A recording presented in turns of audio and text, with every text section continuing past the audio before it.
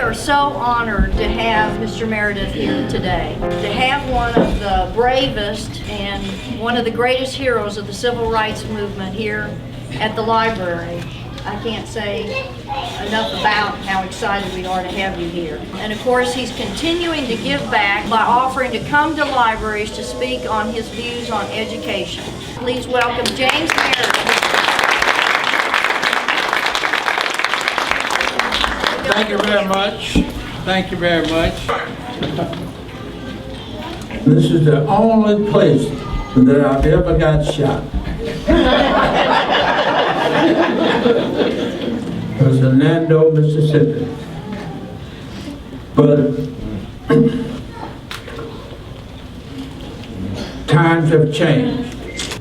I think Mississippi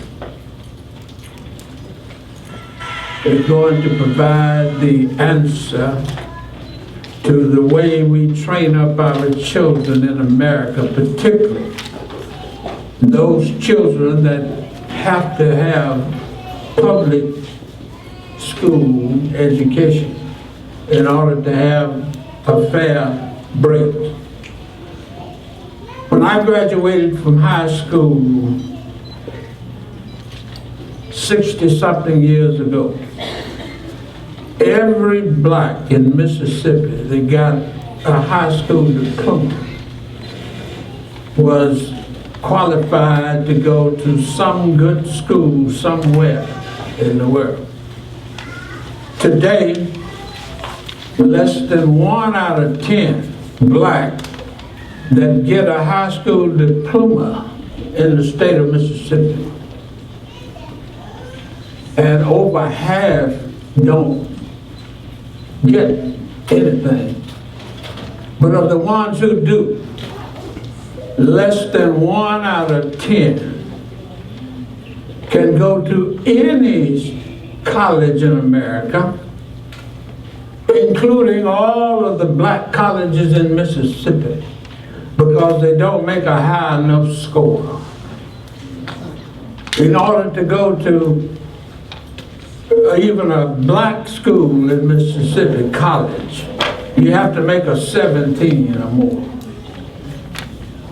The majority of blacks that get a high school diploma make 14 or less. And my God, pull my cup, to James Meredith, you got all this fame, going to Ole Miss and doing so much for higher education. And I'm not unproud of that.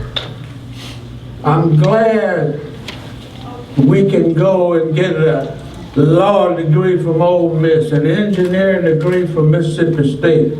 My wife, somewhere over there,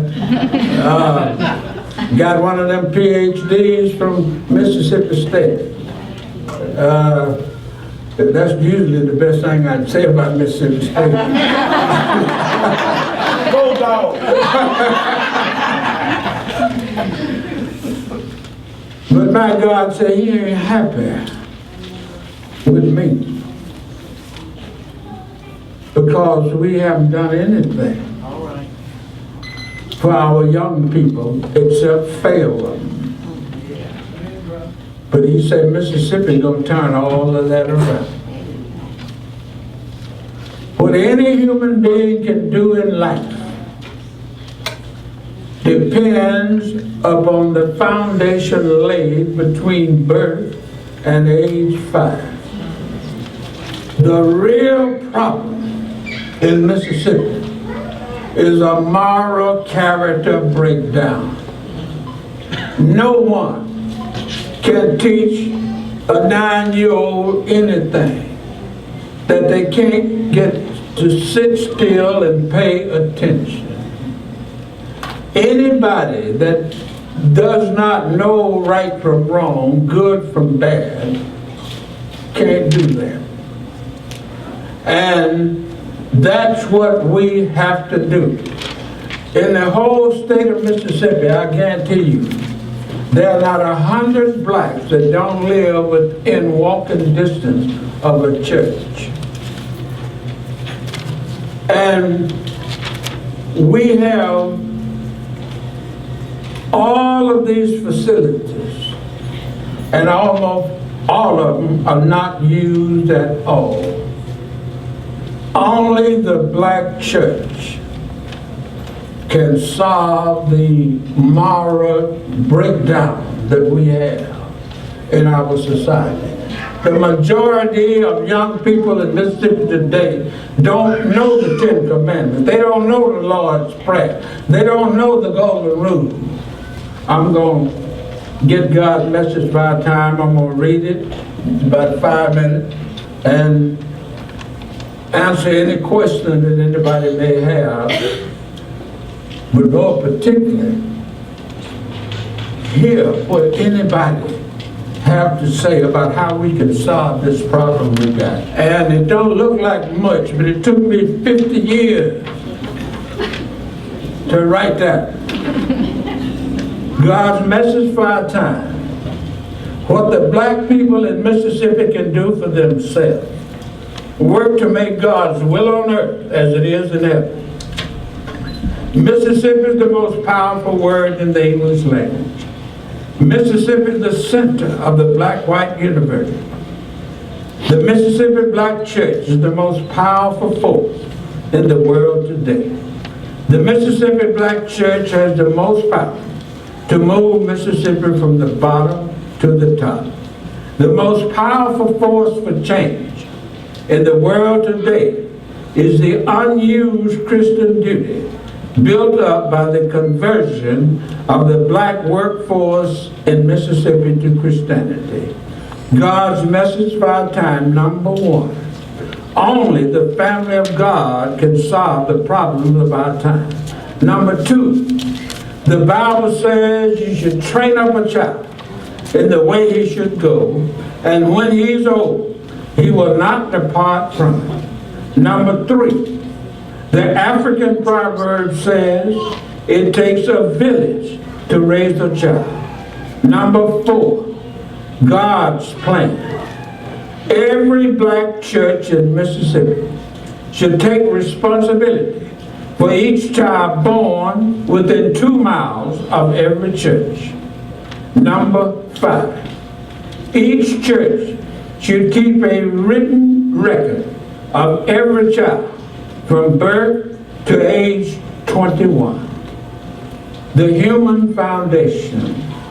What any human being can do in life depends upon the foundation laid between birth and age 5. Jesus Christ teaches us that we should build our church on a solid foundation. The church is not a building. The church is made up of human beings, the people. The future Mississippi now depends upon what the elders of the black race do or what they do not do.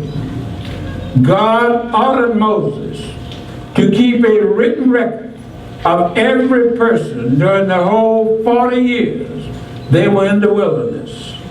God also ordered Moses to choose the right kind of leaders to lead the people into the promised land. The leaders must be chosen from their own kind. They should be wise, they should have the ability of understanding, and most of all, they must have knowledge that can only be acquired through experience. They must be elders of their own community. The old black folks of Mississippi have to do their jobs. Prevention is better than cure. To see and not to speak killed the elders. To be told and not to pay attention is the problem of the youth. The only way to solve the problem of the youth is for the elders to always do their job. Jesus told the parable of the Good Samaritan. It is repeated often by today's Christians. However, why did the religious leaders of that day pass their brother by and not help him It may be the same reason we old folks today fail to do our job, fear. Those preachers probably asked the wrong question. What will happen to me if I help this man? Like the elders of today, when we see a child in need of guidance, we ask, what will happen to me if I help this child? The question should be, what will happen to this child if I don't do my duty? Our time has come. We are now God's chosen people. Mississippi is the promised land. God gave us 10 commandments and the law and the prophets. Then he sent his son, Jesus Christ, to teach us how to love God as he loves us. Because God loved us, he freed us from slavery in 1865 and released us from segregation in 1954. Jesus Christ taught us how to love God with all our hearts and how to love others as we love ourselves. The golden rule. Do unto others as you would have them do unto you. Not as they have done unto you, not as how you think they may do unto you. Do unto others as you would have them do unto you. Spare the rod, spoil the child. Thank you. Now I'm going to shut my mouth and answer any question anybody may have about anything, but more particularly, if anybody got any ideas how we can solve the problem of our time, we want to hear. Yes? My name is Tommy Brown, resident of former Memphis. I live in the Olive Branch now. I raised my children, and they're both grown, and they hadn't been in any trouble. I think the problem with young people nowadays is that the older persons turn their head the other way. They don't face the problem head on. They got too many forgiveness cards for kids out there nowadays when they do trouble. So if you stop, like I said, go back to the Bible and preach the Bible. Most people want their kids out the house at 15 years old. They don't care where they go, as long as they get out of their sight. You know, you got to keep your kids in store, and you got to stay with them even when they're wrong, because a lot of times they make mistakes. They got to have a place to come back and have somebody to talk to and believe in. Thank you. Now what he just said is that we all know the solution. All we got to do now is do what we know. But you understand, nobody can raise a child, train up a child in the way the Bible says, unless they see that child every day. The issue is not black and white. The issue is who should be doing the job. That's the reason God ordered Moses to pick the right kind of leaders. I don't care how many degrees you got from Harvard, how many degrees you got from Ole Miss. You cannot do a job that can only be done by people who live next door. We used to talk about Big Mama. We still talk about Big Mama. And we talk about Big Mama don't do her job like she used to. But the truth of the matter is, the reason she can go out and switch anybody, straighten them out, and they hope that they don't tell their folks, was because all of the able-bodied men would, if anybody sassed her, they would take it. Now the 35-year-old man scattered the 13-year-old boy. So consequently, we got to deal with reality. Yeah, go ahead. I had a question going back to the problem with education, and you talked about the statistic of 1 out of 10 graduating blacks don't even have a chance to go to college. And this is something as a teacher that I feel like I've noticed with white students, black students, boys and girls, it seems like the role models that these children have today are typically, you see a lot of actors, athletes, musicians, people on the internet. And it seems like a lot of the students today are more driven towards fame as opposed to getting an education. And I wanted to ask what you felt the impact of role models for the youth today is, positive or negative, versus the impact of the role models when you were a youth and the other people in your generation. There ain't but one role model, and that's Big Mama that live in the same block. All this other foolishness ain't about nothing but somebody slick enough to pull the wool over the eyes of people. They become the role model only because the people who are supposed to be the role model are not doing their job. See, we wouldn't have to worry about nobody on TV, nobody on the radio. Most people in Mississippi today don't know their neighbor, don't want to know their neighbor.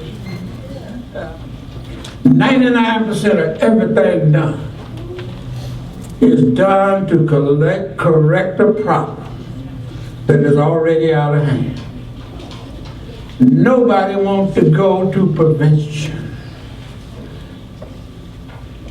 Until we prevent all of these problems our young people are having, our society is not going to move up. For 79 years, I thought what James Meredith did was because he was so smart.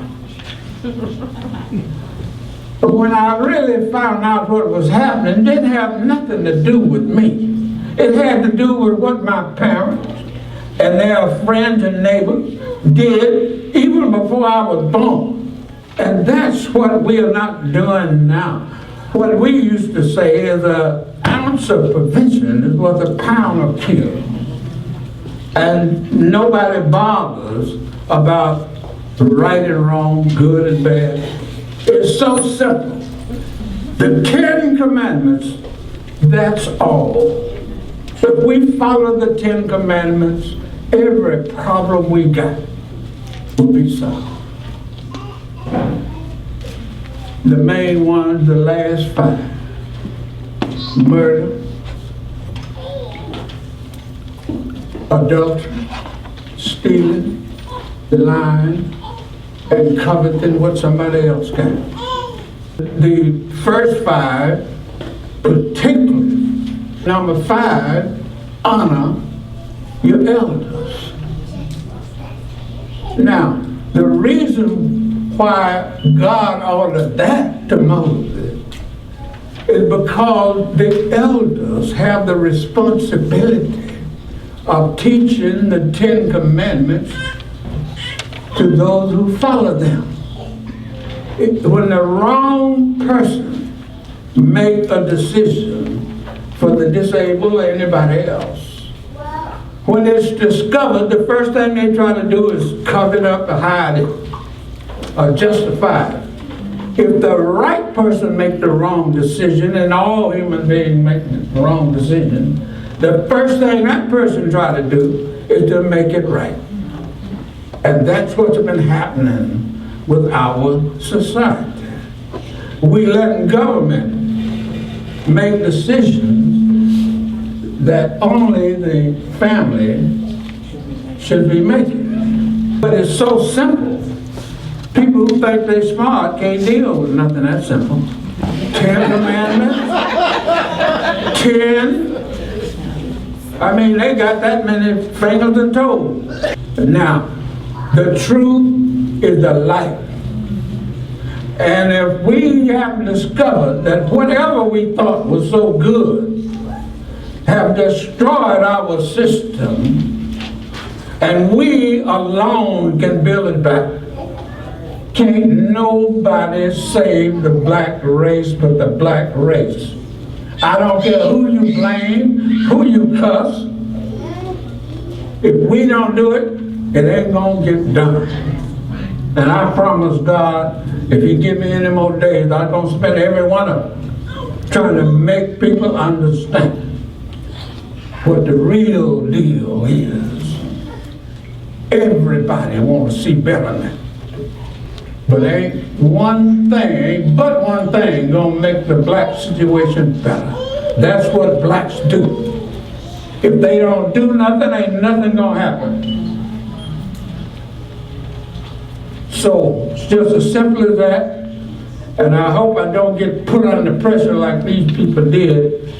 But if it come up, I'm gonna tell the truth as God revealed it to me from now on.